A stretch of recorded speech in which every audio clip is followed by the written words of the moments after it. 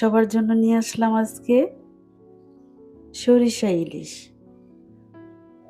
সরিষা ইলিশ রান্না করতে আমার যা যা লাগবে, প্রথমে নিয়েছি আমি ইলিশ, এরপরে সরিষা বাটা আর কাঁচামরিচ, মরিচের গুঁড়ো, হলুদ গুঁড়ো, পেঁয়াজ বাটা, লবণ, সরিষার তেল আর নিয়ে নিয়েছি টক দই।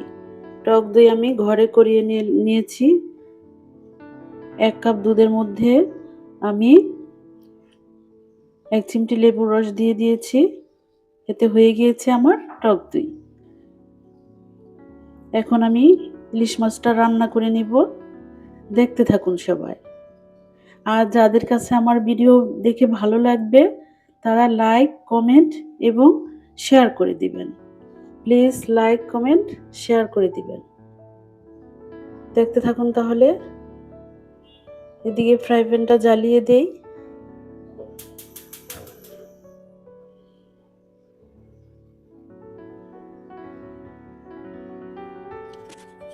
চুলাটা জ্বালিয়ে দেই।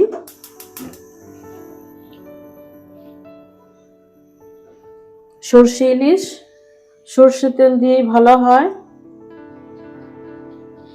কিন্তু আমি একটু সয়াবিনও দিয়ে দিব।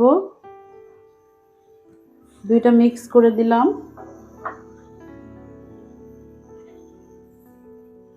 এরপরে দিয়ে দিই পেঁয়াজ বাটা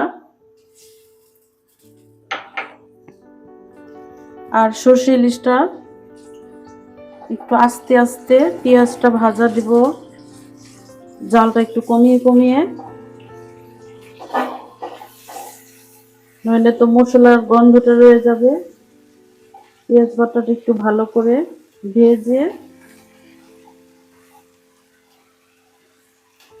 এরপরে দিয়ে দিব সরিষা বাটা,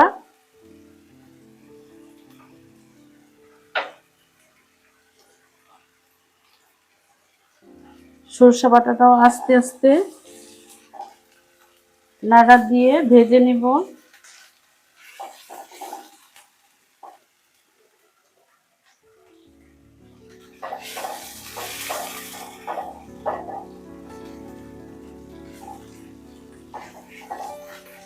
অনেকেই এইভাবে রান্না করে। এখন সবার রান্নাই প্রায় এক। ইউটিউব দেখে দেখে আমাদের মা যেভাবে রান্না করতো, একটু তো উলট পালট হয়ে গিয়েছে। মা হাতে মাখিয়ে রান্না করতো। একটু পানি দিয়ে দিই, কিন্তু আমরা এখন সবার রান্না একসঙ্গে মিক্স করে ফেলেছি। যারা নতুন তাদের জন্য একটু সমস্যা হয়, তারা এইভাবে রান্না করে নেবেন। দিয়ে দিই লবণ।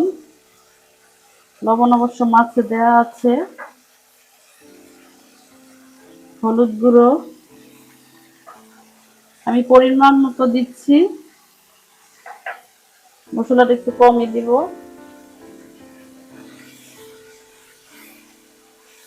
আমি প্রথমে সরিষা বাটার সাথে একটু হলুদ দিয়ে দিয়েছিলাম। এখন ভালো করে মশলাটা ভাজা ভাজা হলে অল্প একটু ঝোল দিয়ে ইলিশ মাছ দিয়ে দিব।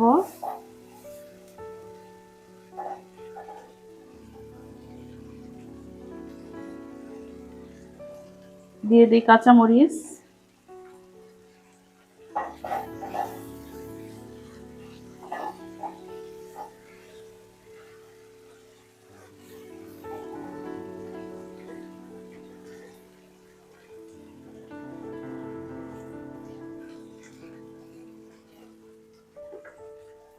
আমি যে ইলিশটা লবণ দিয়ে রেখেছি, একটু রক্ত উঠে গিয়েছে। আমি এই মাছটাকে হালকা একটু ধোয়া দিয়ে পরে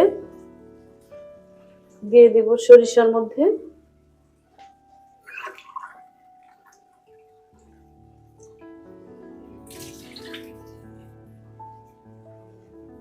এই মাছটাকে যদি না ধুই তাহলে একটু গন্ধ হবে।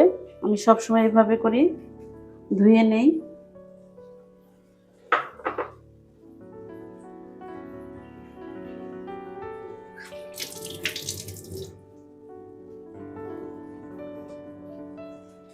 দিয়ে দেব মাছ।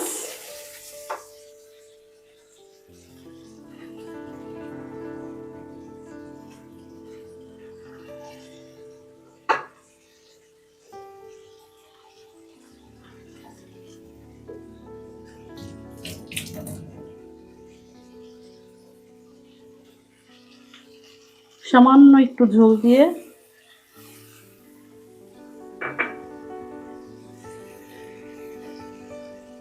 আমি একটু ঝুলিয়ে দেই। এখন উল্টাবো না।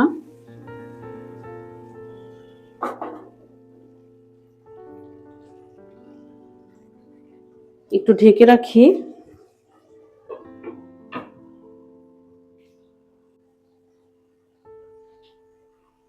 এখানে আমি টক দইটাকে ভালো করে ফিটে পরে দিয়ে দিব।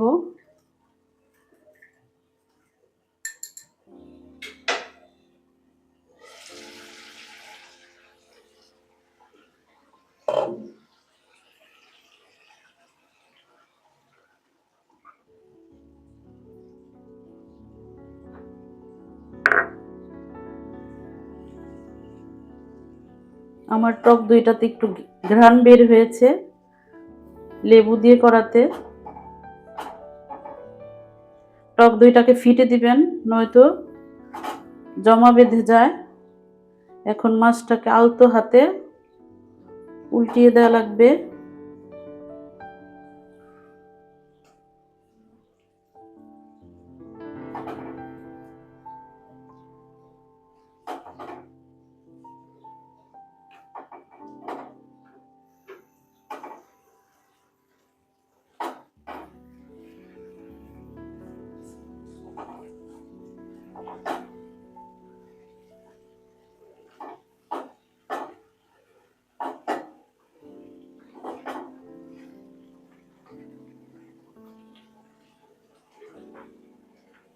এখন আমি ঝোলও দিয়ে দিব, আর একটু ঝুলিয়ে দেই।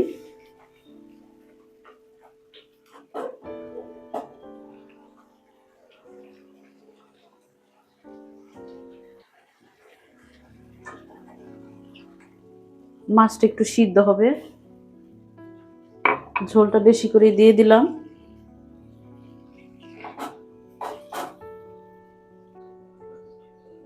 দেখি আমার মাছ কি অবস্থা। এই তো প্রায় হয়ে গিয়েছে।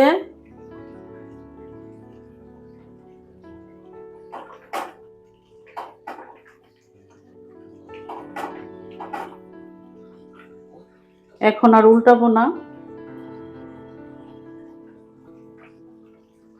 এই সরষে ইলিশ যে কোনো রান্নাই আপনি খুব যত্ন সহকারে রান্না করবেন, খেতে খুব সুস্বাদু হবে, ভালো হবে ইনশাআল্লাহ। যারা এতক্ষণ আমার ভিডিও দেখেছেন তাদেরকে অসংখ্য ধন্যবাদ।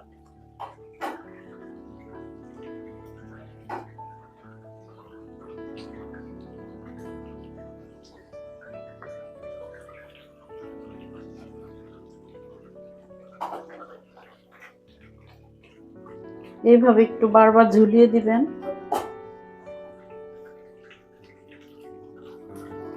হয়ে গিয়েছে আমার সরিষা ইলিশ। আর ঝোলটাকে টানবো না, এখন চুলাটাকে বন্ধ করে দিব।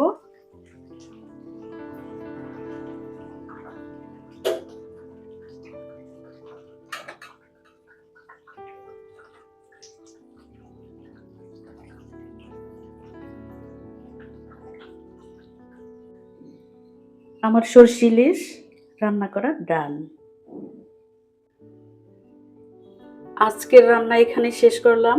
সরষে ইলিশ যাদের কাছে ভালো লেগেছে তারা আমাকে লাইক, কমেন্ট এবং শেয়ার করবেন এবং আমার পাশে থাকবেন। আসসালামু আলাইকুম, আল্লাহ হাফেজ।